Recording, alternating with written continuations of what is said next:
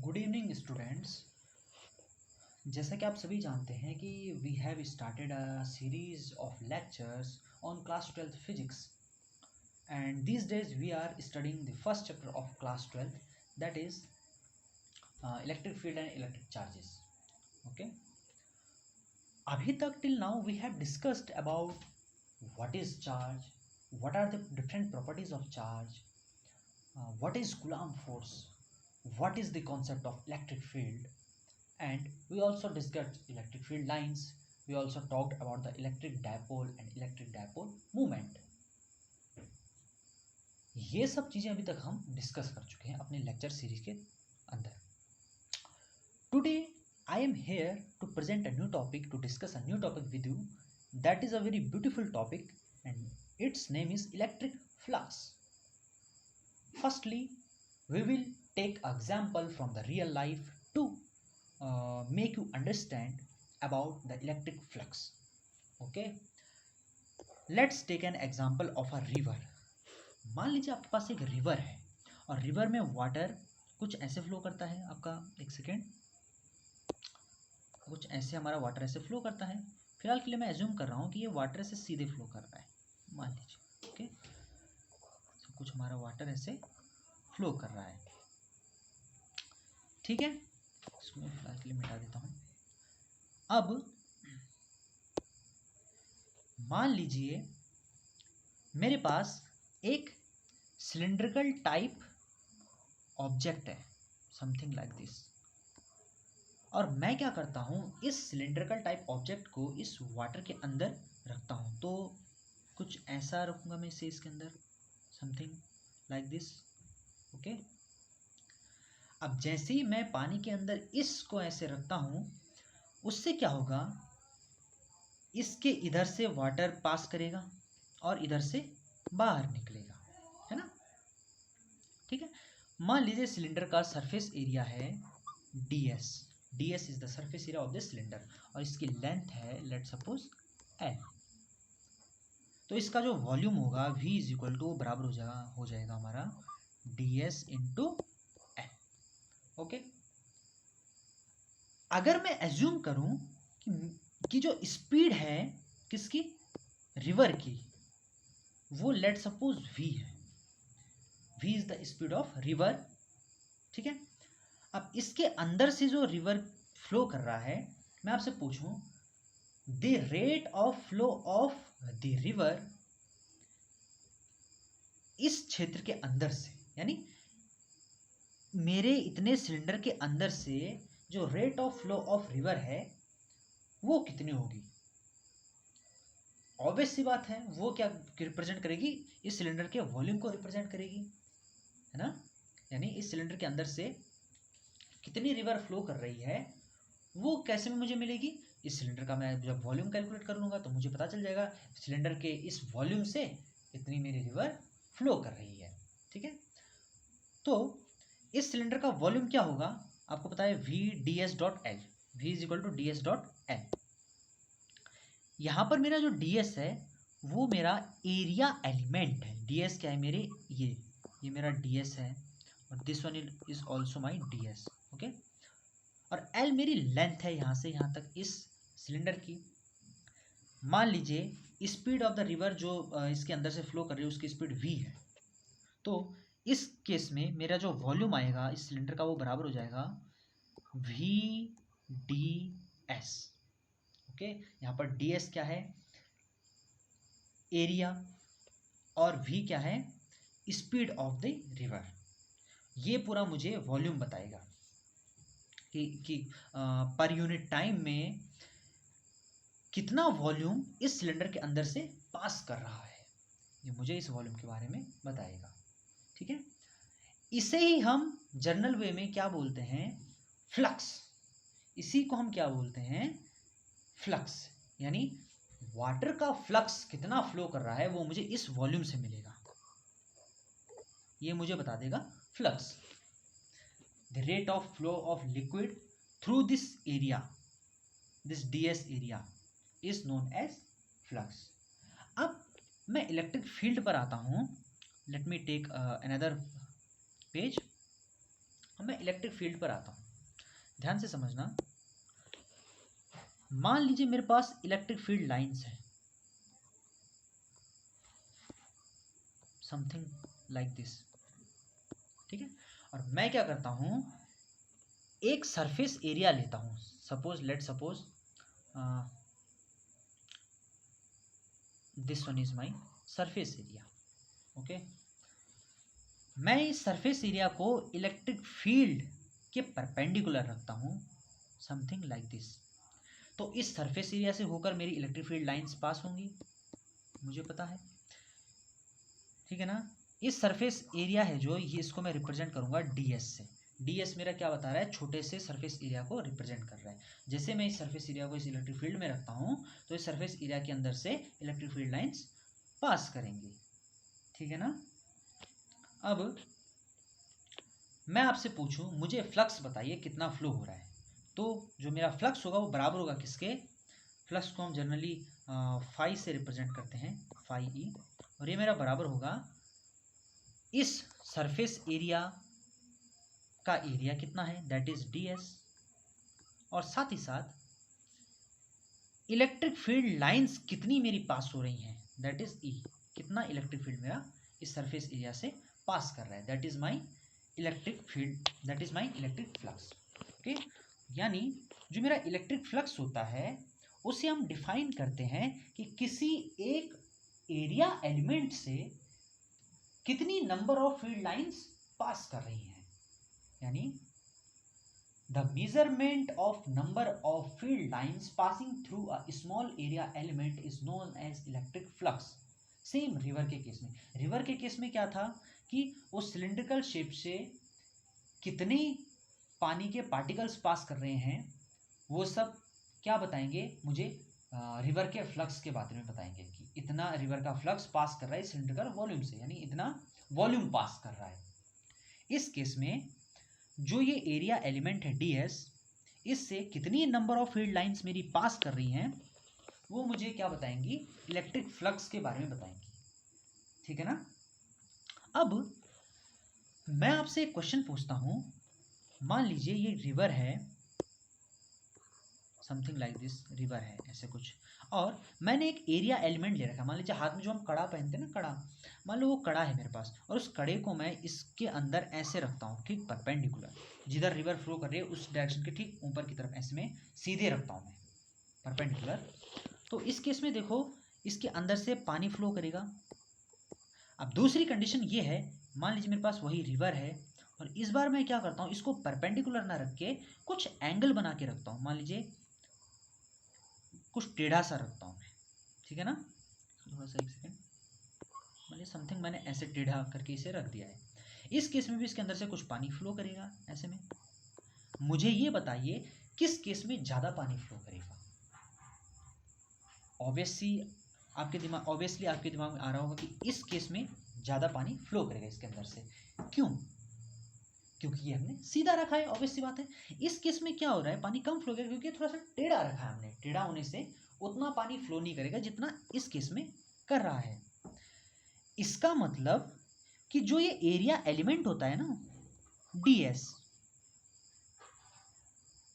ये direction dependent है, यानी हम किस डायरेक्शन में इसको, किस एंगल पर इसको अंदर इसको रखते हैं, वो भी डिपेंड करेगा कि कितना फ्लक्स पास करेगा इससे होकर।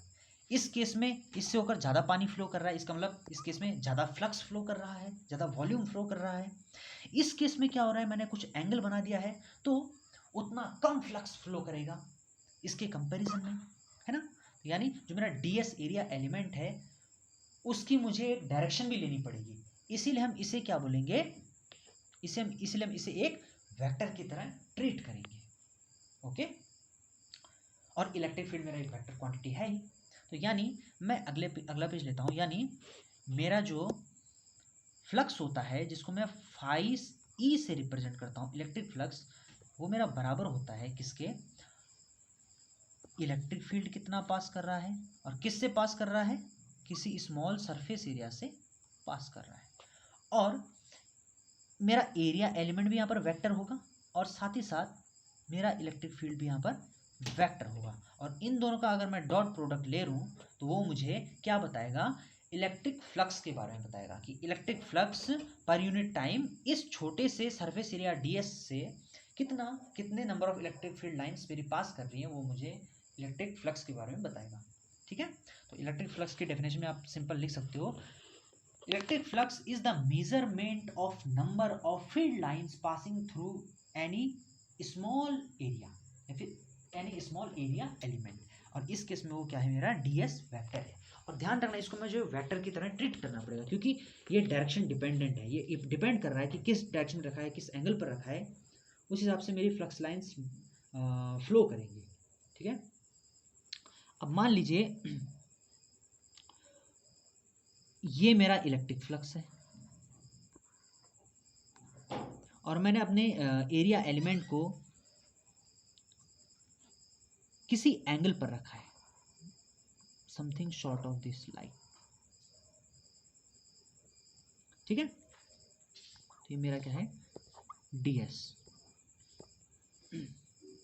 अब ध्यान रखना, मुझे देखिए ये क्या है, एक वेक्टर क्वांटिटी है, तो मुझे इसकी डायरेक्शन को भी शो करना पड़ेगा। तो इसकी डायरेक्शन हमेशा क्या होगी, परपेंडिकुलर टू दी सरफेस। यानी अगर मेरा ये सरफेस है, ऐसे कुछ रखा है, तो अगर मैं आपसे पूछूं इस सरफेस, इस ds की, इस सरफेस की, इस ds की डायरेक्शन बताइए मुझे, तो हमेशा क्या होगी, परपेंडिकुलर टू द सरफेस। और इसे मैं जनरली एन कैप से रिप्रेजेंट कर देता हूँ। यानी एन कैप क्या है, यूनिट वेक्टर है, परपेंडिकुलर टू द सरफेस। अगर मैंने कुछ ऐसे ऐसे में रखा है अपना ds, इस केस में डायरेक्शन क्या होगी, इस ds की ऊपर की तरफ, इस एरिया एलिमेंट की डायरेक्शन ऊपर की तरफ, जिसे मैं एन कैप बोलूँगा। ठीक है, अगर मैंने कुछ एंगल पर रखा है ऐसे, something short of this like this, इस केस में ये मेरी डायरेक्शन हो जाएगी, यानी परपेंडिकुलर टू दी सरफेस।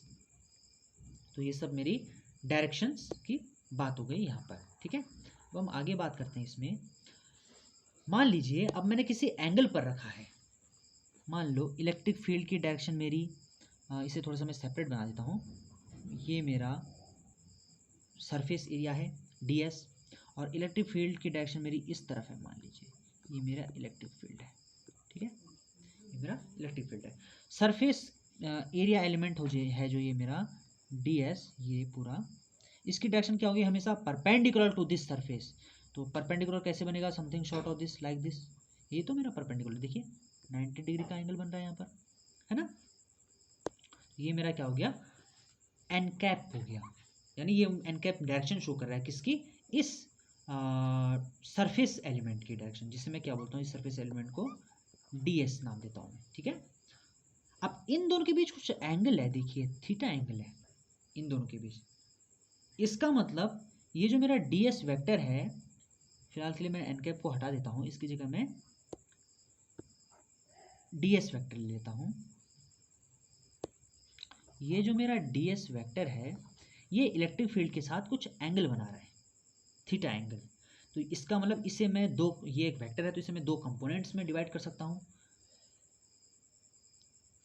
पहला कंपोनेंट इसका क्या होगा, हॉरिजॉन्टल कंपोनेंट, ये। ठीक है, अब हॉरिजॉन्टल कंपोनेंट को हम लेते कैसे हैं, उसके लिए देखिए थोड़ा सा इसको मैं मिटाता हूँ। ये मेरा इलेक्ट्रिक फील्ड की डायरेक्शन हो गई, ऐसे कुछ। अब हॉरिजॉन्टल कंपोनेंट लेना है मुझे इसका ds का, तो मैं क्या करूँगा, यहाँ से एक परपेंडिकुलर ऐसे में ड्रॉ करता हूँ, ठीक इलेक्ट्रिक फील्ड के साथ परपेंडिकुलर। और ये जो मेरा वेक्टर बनेगा, यहाँ से लेके और यहाँ तक, ये जो मेरा वेक्टर बना, ये वेक्टर, ये मेरा हो जाएगा ds cos थीटा, ये आपको पता होगा। और एक होता है इसका परपेंडिकुलर कंपोनेंट, वो मेरा कुछ ऐसा कुछ बनेगा, something like this. Perpendicular component के लिए मुझे क्या करना पड़ेगा, यहाँ से मैंने एक परपेंडिकुलर ऐसे में ड्रॉ किया, और ये मेरा परपेंडिकुलर कंपोनेंट बन गया, और इसको नाम दूंगा मैं ds साइन थीटा।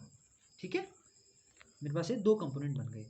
अब पानी किस किस में ज़्यादा फ्लो कर रहा है, उस छोटे से स्मॉल एरिया एलिमेंट से, जब मैंने उसको क्या रखा है, ऐसे सीधे में रखा है, ठीक परपेंडिकुलर।